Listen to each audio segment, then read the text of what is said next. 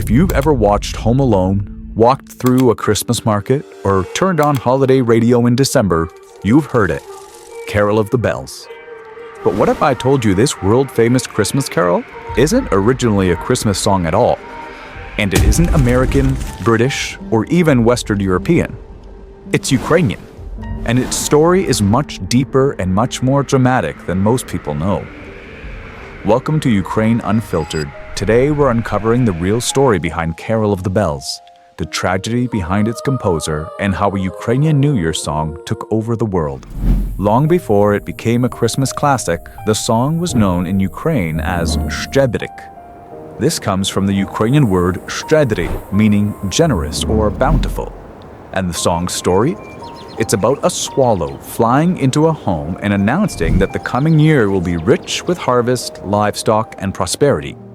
In ancient pre-Christian Ukraine, this was a New Year's song, and back then, New Year's came in early April, with the arrival of spring. The songs sung during this time were called Shchedryk, ritual folk chants welcoming new life, new crops, and new beginnings. When Christianity arrived in Ukraine, the calendar shifted. New Year's moved from spring to January, following the new calendar.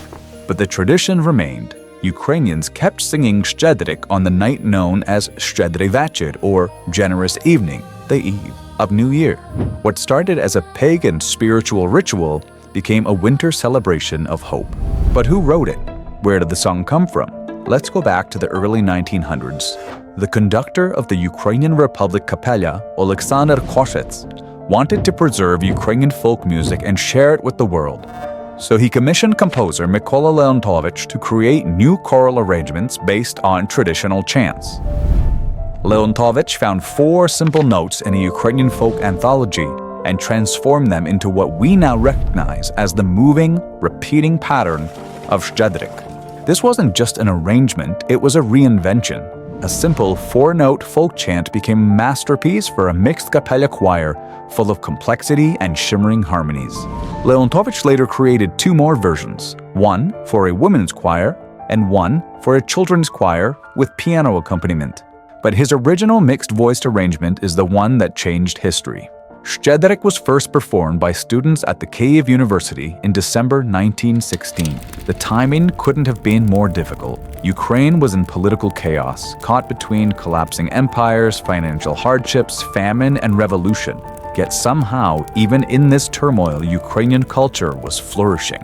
After Ukraine declared independence in 1918, the Ukrainian National Republic wanted the world to recognize the new country. So they sent the Ukrainian National Chorus, led by Koshets, on an international tour. From 1919, they performed across Europe, in Paris, Vienna, Prague, stunning audiences everywhere with the unfamiliar and beautiful Ukrainian sound. On October 5, 1922, the Ukrainian National Chorus premiered Shchedryk at Carnegie Hall in New York City to a sold-out audience. The American public loved it. This was the moment Shchedryk stepped onto the global stage. And in that audience, according to several accounts, sat a man who would change the song forever, Peter Wilhousky. Peter Wilhousky was an American composer of Ukrainian descent. He was classically trained, a choral director, and worked with the NBC Radio Symphony Orchestra. When he heard Shchedryk, its repeating 4-note pattern reminded him of handbells. He rearranged it for a full orchestra and wrote brand new English lyrics, beginning with, "Hark how the bells."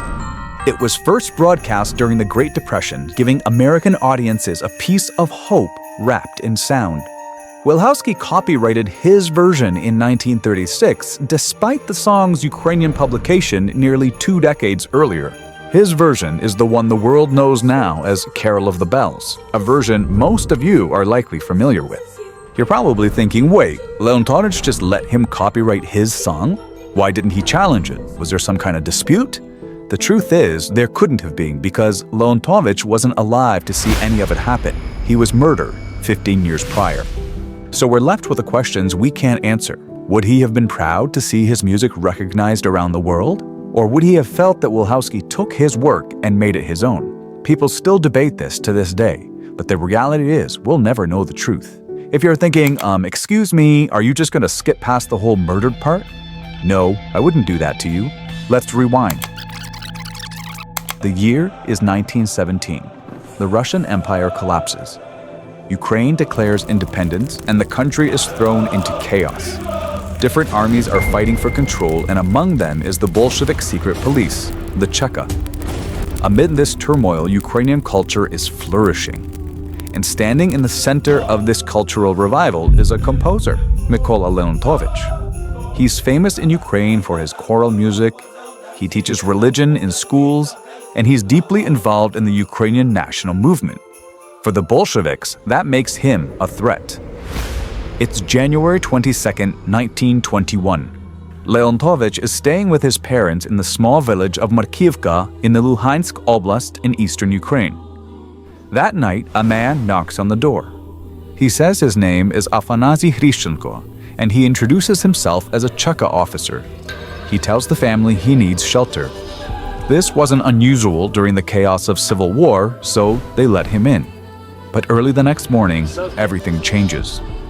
The man wakes before the family, he steals their valuables, and then he walks over to the sleeping composer and shoots Mykola Leontovych at point-blank range. Leontovych dies shortly after. Hrishchenko escapes into the countryside, later bragging that he killed the composer during a Cheka operation. But why would the Bolshevik secret police assassinate a music teacher? Because Leontovych wasn't just a composer or music teacher. He was a symbol of Ukrainian national identity at a time when the Soviet regime was trying to crush it. He worked with churches, he promoted Ukrainian language culture, and his music was inspiring a generation. To the Soviets, that was enough to put a target on his back. The most ironic part? The Soviets tried to silence him, but his music became one of the most recognizable melodies on Earth. Today, the entire world hears Leontovych's melody every December, even if they don't realize the song was written by a Ukrainian composer who was murdered for celebrating his culture. Mykola Leontovych's story isn't just history, it's a reminder of how powerful culture can be, powerful enough to scare an entire regime.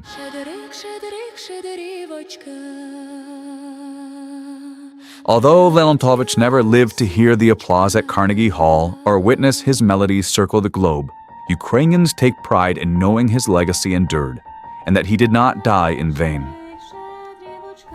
Today, his song is performed by symphony orchestras, rock bands, church choirs, children's choirs, solo vocalists, and it can be found in several blockbuster films. But underneath every version, from metal covers to Christmas commercials, the same four notes echo across time. The ones Leontovych lifted from a Ukrainian folk chant more than a century ago. The song we celebrate every Christmas began as a Ukrainian wish for a good year, a good harvest, and good fortune. A song sung during times of peace and in times of war. A song carried by students, choirs, refugees, immigrants, and believers in Ukrainian culture.